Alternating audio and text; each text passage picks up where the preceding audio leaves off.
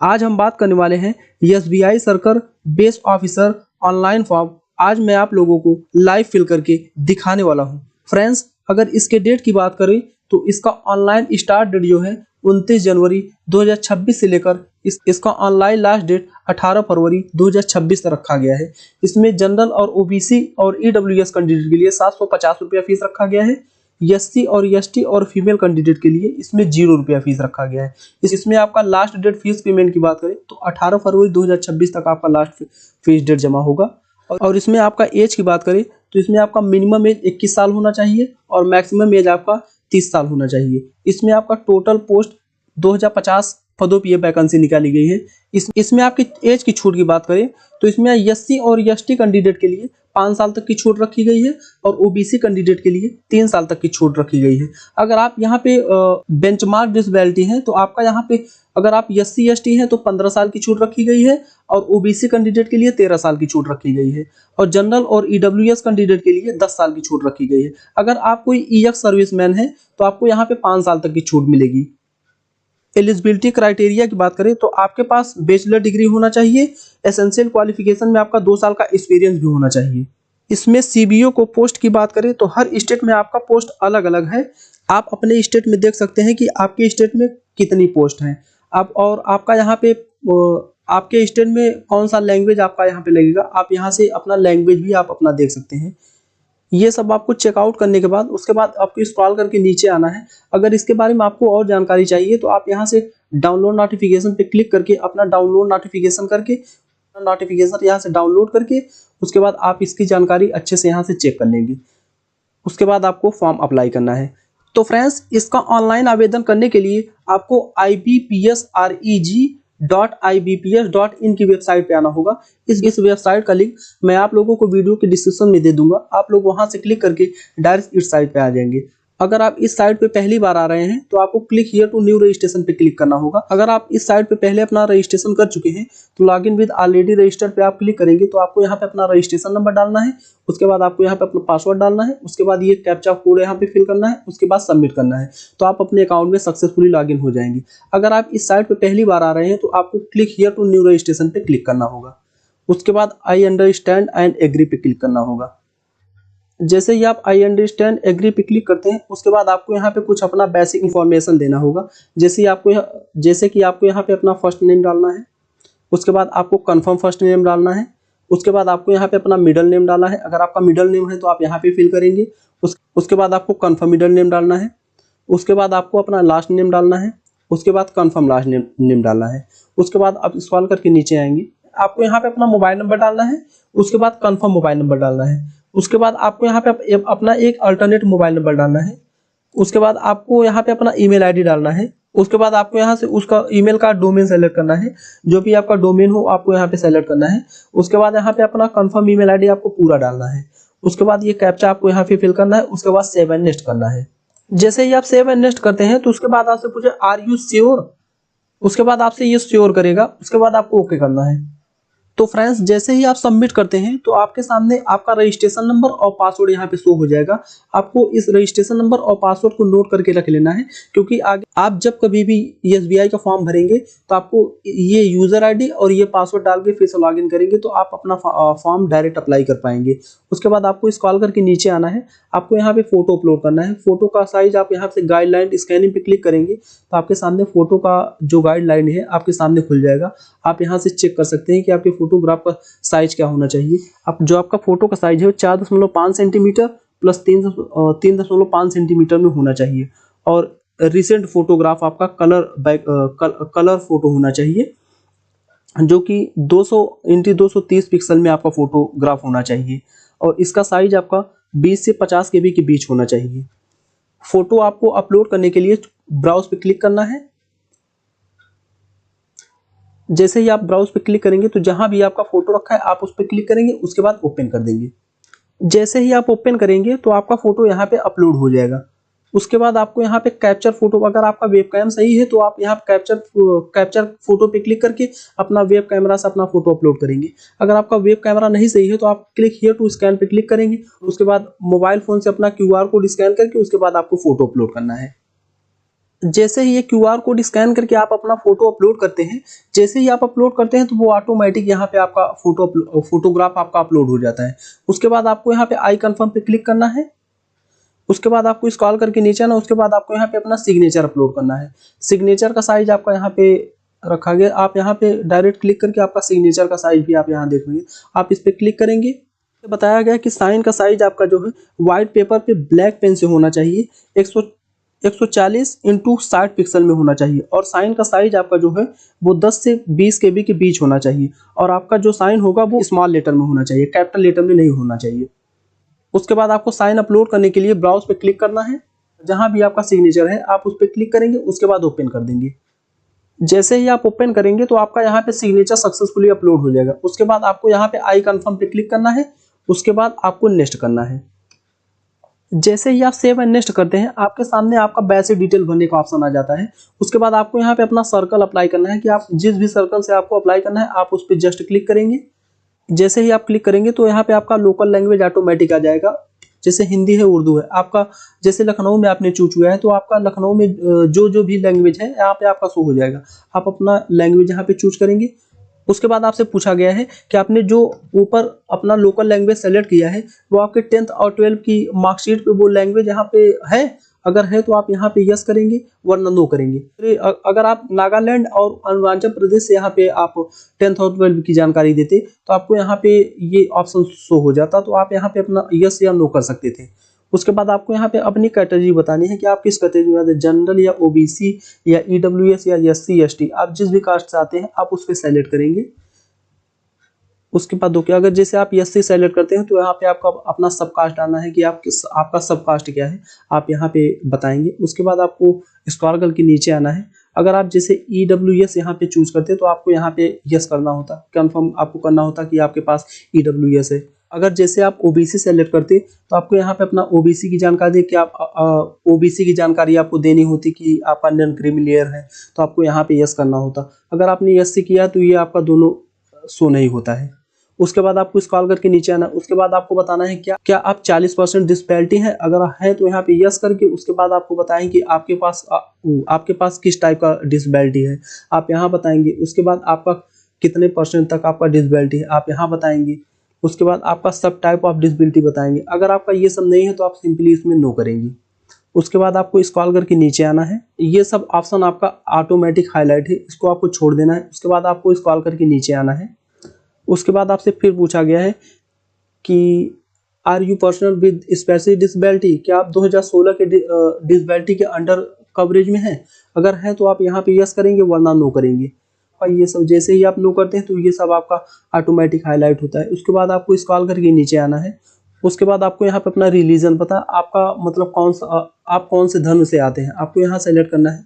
उसके बाद आपको यहाँ पे अपना माइनॉरिटी बतानी है। अगर आप माइनॉरिटी कम्युनिटी से आते हैं तो आपको यस करना है, वरना नो करना है।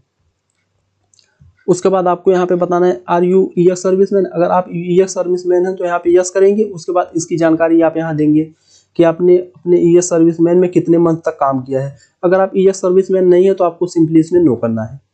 उसके बाद आपको स्क्रॉल करके नीचे आना है। उसके बाद आपसे पूछा गया है क्या आपने किसी कमर्शियल बैंक में काम किया है, अगर किया है तो यस करेंगे, वरना नो करेंगे। उसके बाद आपसे पूछा गया है क्या आप already state bank of India में सुपरवाइजर या एम्प्लॉय के तौर पे कार्य कर रहे हैं, अगर कर रहे हैं तो यस करेंगे, वरना नो करेंगे। उसके बाद आपसे पूछा गया है क्या आपने इससे पहले भी स्टेट बैंक ऑफ इंडिया में या एसोसिएट बैंक में एम्प्लॉय के तौर पे कार्य किया है, अगर किया है तो यस करेंगे, वरना नो करेंगे। उसके बाद आपसे पूछा गया है क्या आपने स्टेट बैंक ऑफ इंडिया में रिजाइन किया है क्लेरिकल कोड से, अगर किया है तो यस करेंगे, वरना नो करेंगे। उसके बाद आपसे पूछा गया क्या आपके कैरेक्टर से रिलेटेड कोई रिपोर्ट हुई है, अगर रिपोर्ट हुई है तो यस करेंगे, वरना नो करेंगे। उसके बाद आपसे पूछा गया है क्या आप लोन डिफॉल्टर या क्रेडिट कार्ड और डेबिट कार्ड डिफॉल्टर हैं, अगर हैं तो यस करेंगे, वरना नो करेंगे। उसके बाद आपको स्क्रॉल करके नीचे आना है। उसके बाद आपको यहाँ पे अपना एग्जामिनेशन सेंटर चूज करना है कि आप किस स्टेट में अपना एग्जामिनेशन सेंटर देना चाहते हैं। उसके बाद आप यहाँ से अपना स्टेट सेलेक्ट करेंगे। जैसे ही आप अपना स्टेट सेलेक्ट करेंगे उसके बाद आपको बताना है कि आप किस डिस्ट्रिक्ट में अपना एग्जामिनेशन सेंटर देना चाहते हैं। आप यहाँ से अपना एग्जामिनेशन सेंटर डिस्ट्रिक्ट चूज करेंगे। उसके बाद आपसे बोला गया है एग्जाम टाइमिंग समय आपको एक आईडी प्रूफ वहाँ पे देना होगा, तो उस पर आप यस करेंगे। उसके बाद आपको वहाँ पे अपनी बतानी है कि आप वहाँ पे एग्जाम सेंटर पे अपना कौन सा आईडी आप यहाँ वहाँ पे देना चाहते हैं। जैसे आपका पासपोर्ट है, आधार कार्ड है, पैन कार्ड है, ड्राइविंग लाइसेंस है, आप जो भी आईडी वहाँ पे देना चाहते हैं आप उस पर क्लिक करेंगे। उसके बाद उस आईडी का नंबर आप यहाँ पे डालेंगे। उसके बाद स्क्रॉल करके नीचे आना है। उसके बाद आपको यहाँ पे अपना डेट ऑफ बर्थ बताना है, आपको यहाँ पे अपना डेट सेलेक्ट करना है। उसके बाद आपको यहाँ पे अपना मंथ बताना है। उसके बाद आपको यहाँ पे अपना ईयर बताना है। उसके बाद स्क्रॉल करके नीचे आएंगे। उसके बाद आपको यहाँ पर अपना जेंडर बताना है, मेल या फीमेल। उसके बाद आपको यहाँ पे उसके बाद आपसे यहाँ पूछा गया do you have twin brother and sister, क्या आप जुड़वा भाई या बहन हैं? अगर है तो यस करेंगे, वरना नो करेंगे। उसके बाद आपको स्क्रॉल करके नीचे, उसके बाद आपको वहाँ पे अपना मैरिटल स्टेटस बनाना है कि आप मैरिड है या अनमैरिड है, आपको यहाँ पे बताना है। उसके बाद आपको यहाँ पे अपने पिता का नाम डालना है, आपको यहाँ पे अपने फादर का फर्स्ट नेम डालना है। उसके बाद मिडिल नेम डालना है। उसके बाद लास्ट नेम डालना है। उसके बाद अपने मदर का यहाँ पे फर्स्ट नेम डालेंगे। उसके बाद मदर का मिडिल नेम डालेंगे। उसके बाद लास्ट नेम डालेंगे। अगर जैसे आप यहाँ मैरिड सेलेक्ट करते तो यहाँ पे आपको पति या पत्नी का नाम टाइप करने का ऑप्शन आता।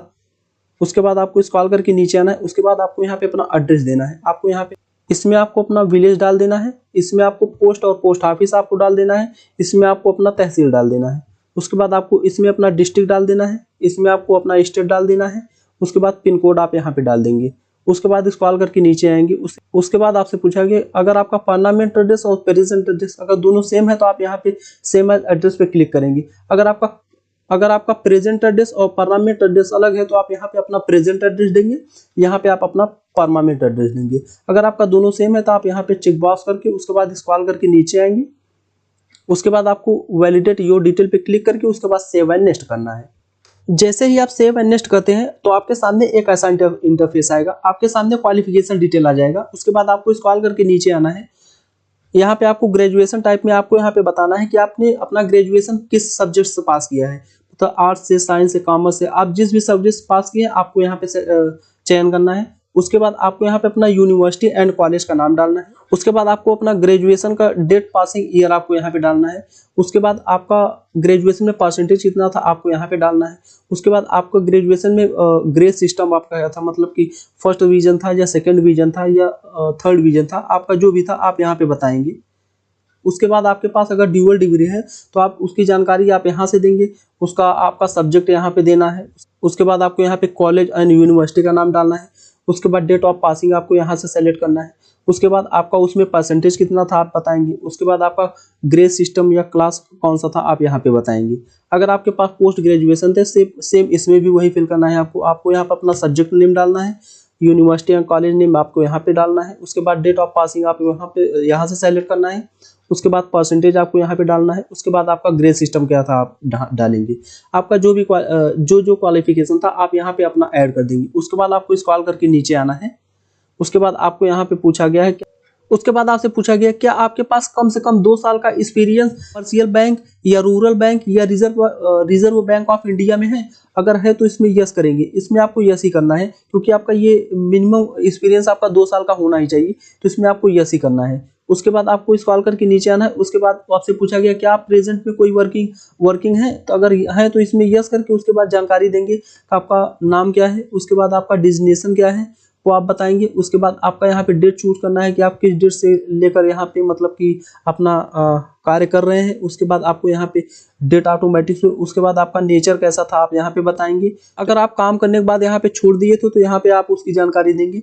जैसे ही आप यहाँ पे अपना डेट डालेंगे तो यहाँ पे आपका कितना मंथ और ईयर आपने कार्य किया है वो आपका यहाँ पे जोड़ के दे देगा। उसके बाद अगर आपके पास कोई और एक्सपीरियंस है आप ऐड मोर पे क्लिक करके उसके बाद आप उसकी जानकारी यहाँ पे देंगे। उसके बाद स्क्रॉल करके आप नीचे आएंगे। उसके बाद आपसे पूछा गया क्या आप ऑनलाइन प्री एग्जाम ट्रेनिंग ले रहे हैं एससी एसटी और ओबीसी कैंडिडेट के लिए। अगर ले रहे हैं तो आप यस करेंगे वरना नो करेंगे। उसके बाद आपको यहाँ पे अपने लैंग्वेज की जानकारी देनी है।